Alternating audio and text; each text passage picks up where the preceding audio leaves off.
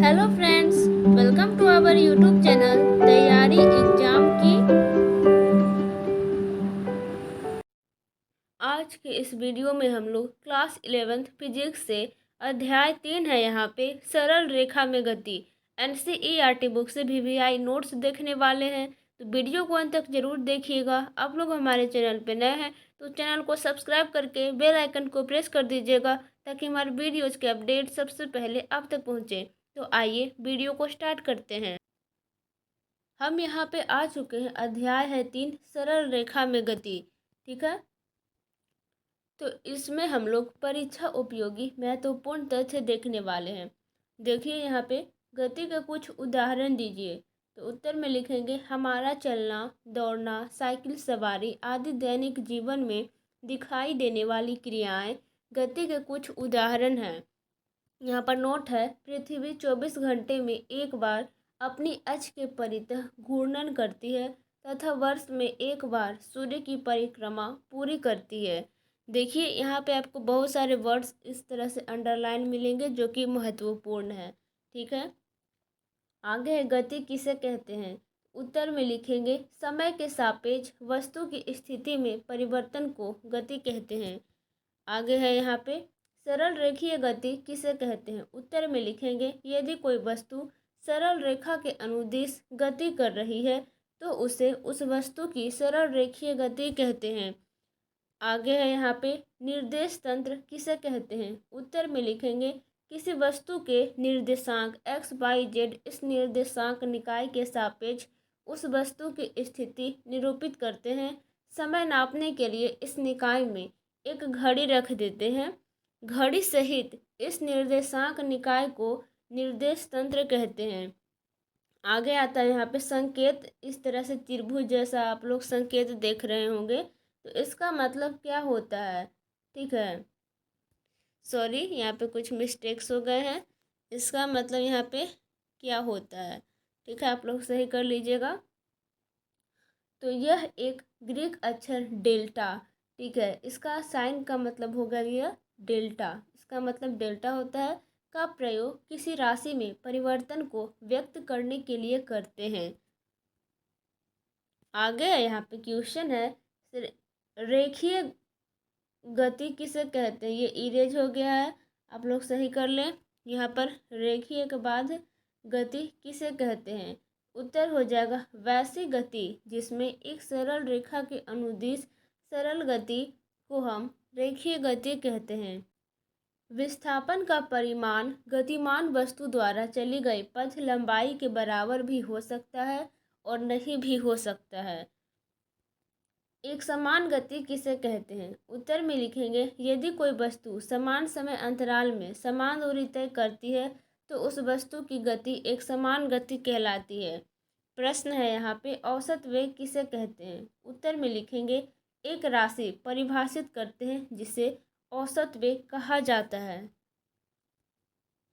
किसी वस्तु की स्थिति में परिवर्तन अथवा विस्थापन यहाँ पे डेल्टा एक्स को समय अंतराल डेल्टा टी द्वारा विभाजित करने पर औसत वेग प्राप्त होता है। इसे यू के ऊपर रैखिक से चिन्हित करते हैं। यहाँ पे नोट है, यू के ऊपर ऐसे रैखिक है तो यहाँ वेग के प्रतीक यू के ऊपर लगाई गई रेखा वेग के औसत मान को व्यक्त करती है। किसको व्यक्त करती है, तो वेग के औसत मान को। आगे आता है यहाँ पे वेग का SI मात्रक मीटर पर सेकेंड अथवा ms-1 है, यद्यपि दैनिक उपयोगों में उसके लिए किलोमीटर पर आवर का भी प्रयोग होता है।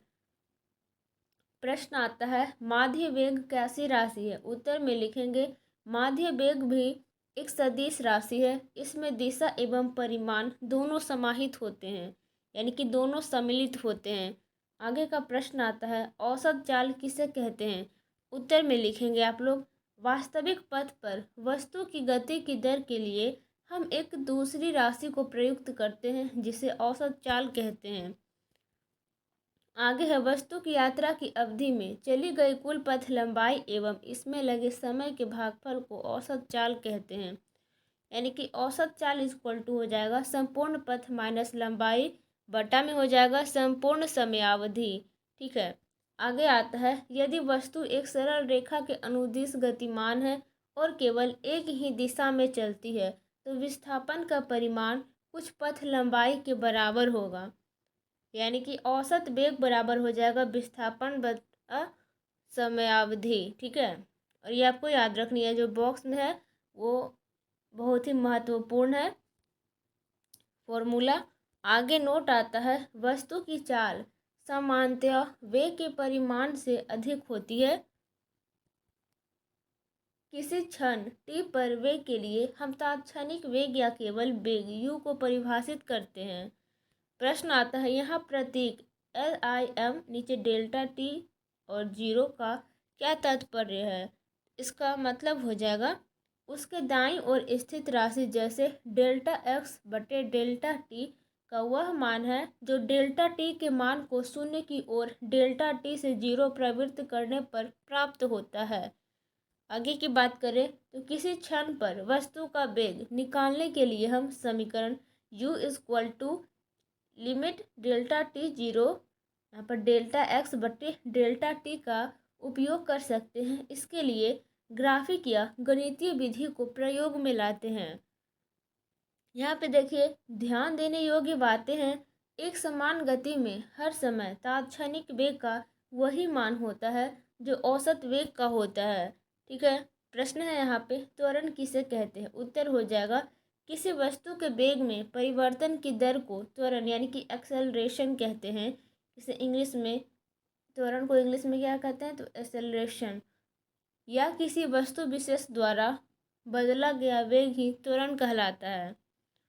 आगे है यहाँ पे, त्वरण एक सदिश राशि है। कैसी राशि है, तो ध्यान देंगे त्वरण जो है एक सदिश राशि। ऑब्जेक्टिव में क्वेश्चन आ सकता है एग्जाम में। और यहाँ पे त्वरण का मात्रक मीटर पर सेकेंड स्क्वायर है।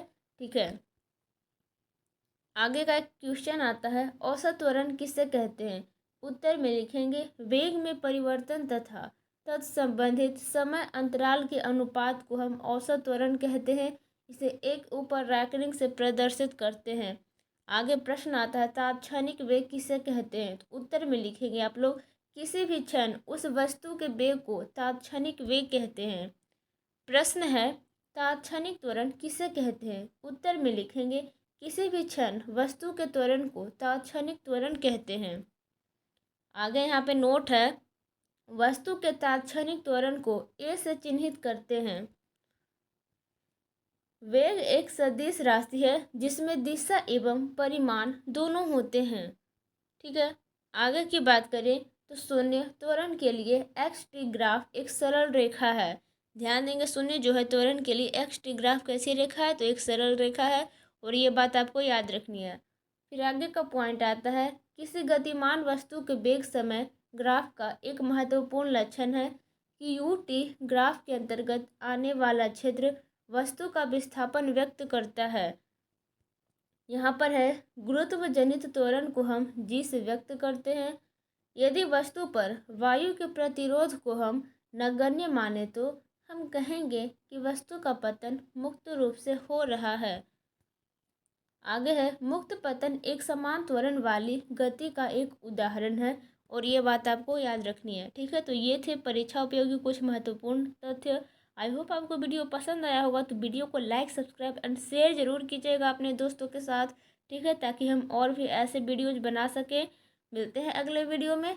Thank you so much. अगर आप लोग हमारे टेलीग्राम चैनल तैयारी एग्जाम की 11th ग्रुप से नहीं जुड़े हैं तो वहाँ पे साइंस स्ट्रीम के फिजिक्स, केमिस्ट्री, बायोलॉजी का VVI notes and question answer डालने वाला है। तो वहाँ से आप लोग इसका PDF ले सकते हैं और अपने नोटबुक पे भी बना सकते हैं। ठीक है।